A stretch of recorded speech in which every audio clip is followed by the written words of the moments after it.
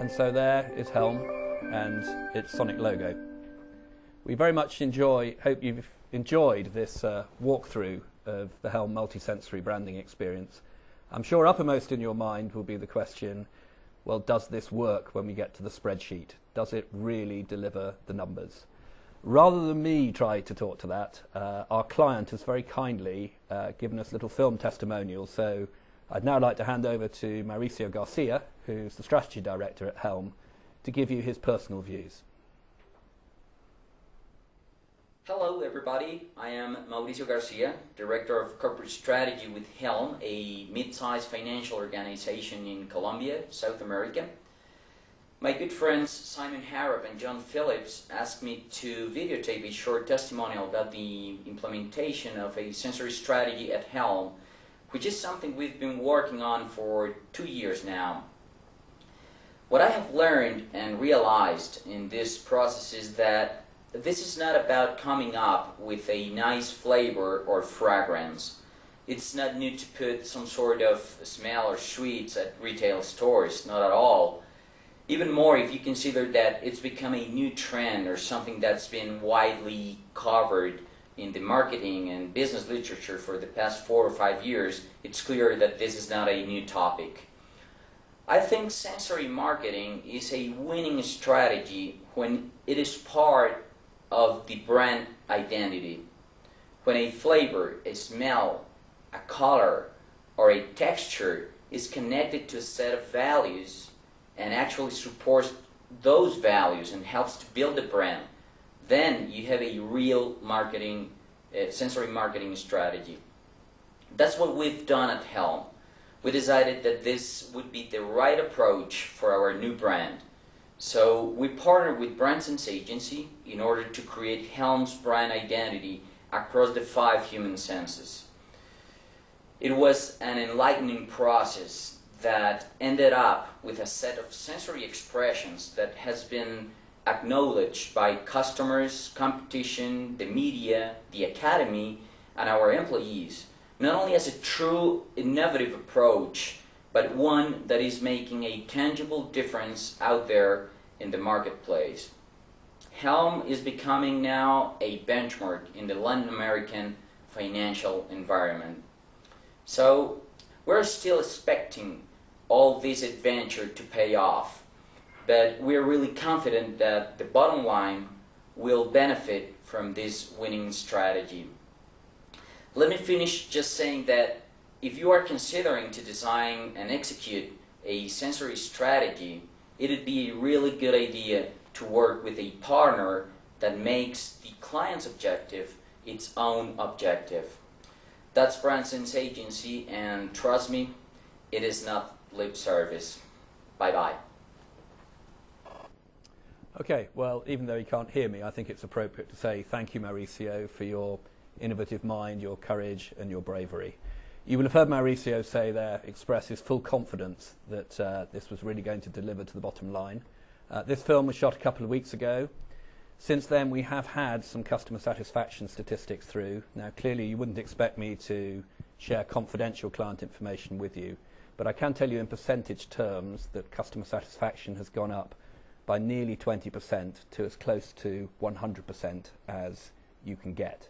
The bank have also, this last Monday, opened 3 new, fully implemented multisensory branches and are rolling out the concept as fast as they can to secure their advantage in the Colombian market.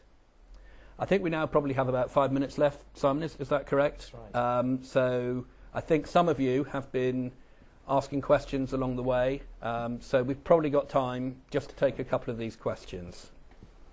We have here a question from Peter Walker. He's asking, how do you take multisensory branding beyond retail space, as seen here, and into all customer communications? I think that's a good question. I would say that what you need to be thinking about is, as with any other brand planning, is what are the touch points, as we call them? What are the times in that consumer journey where you are able to connect with your consumers, whether it's through direct mail, maybe it's through the advertising that you do, maybe it's in a retail environment as we've already seen, or possibly even online.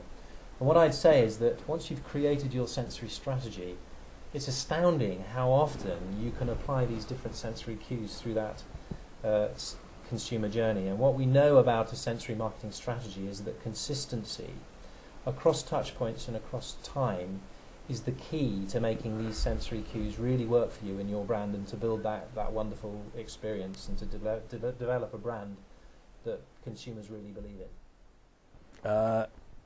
We have another one here. Should we just have... Sure. Okay. Shall I just field this one? This one's from Siobhan Tavort. What sort of a budget do you need for a project like this?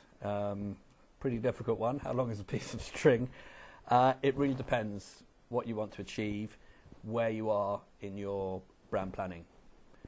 If you want to create a major impact like Helm, it's clearly a big project. If you want to just start by perhaps asking yourself the question, do I understand my non-conscious relationship with my customers? It's much simpler, and it's less money. Or you could start by doing a simple sensory audit of all of your communications at the moment. So there's no quick and easy answer to this, but if you'd like to drop us an email, write something down on the blog, we'll come back to you with a specific answer to specific questions. I think we've got time for just one more. Jamie Blanco has asked, how do you measure the effectiveness of a multisensory strategy? And of course that's a very important question, and we've seen some elements of that in the work that we've done for Helm. I think what I would say is that at the start of any multisensory project, it's really important for you to set out some key objectives, and maybe measuring those against some key performance objectives for your business, key performance indicators. And there are tools that we have that research the emotional effect that multisensory has on consumers. You can measure that emotional effect before you do take on a multisensory strategy. You can measure it before, and you can see how the emotional attitudes towards your brand have been moved. So vitally important that you embed it in some real business objectives. And I think on that subject, now what I'd like to do, please, as John has already said, do continue to field some questions. We'd be delighted to try and answer them. But just to wrap this up, I'd like to think about 4 steps that you can take as a business or an individual within your business to start to bring the benefits of multisensory to your organisation. Firstly, step 1, I think it's really important to think about the customer insights that you've got. Do they really give you an insight into the non-conscious that we've alluded to, or are they purely rational? Secondly, I would think about try and think of a sort of simple sensory audit of your own. What are the sensory cues that you might already have, that you're not even aware of, or that you might be using or not using? And of course, as John's mentioned, we do have a process that we can suggest for you to do that with us. Thirdly, think about your consumer journey and all the potential touch points and all the places in where your customers interact with you that you could make a fully engaging and emotional sensory experience. And finally, I believe it's really important that for a sensory strategy to really work for you, it's important that you work with experts who've done all this before. There are potential pitfalls. We've been through all of them. We know how to avoid them.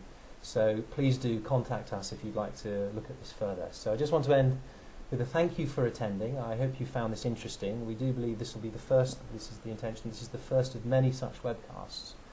And so just to leave you with a final thanks, and there will be our contact details on the screen once we've finished. So thank you. Thank you all very much. Bye-bye.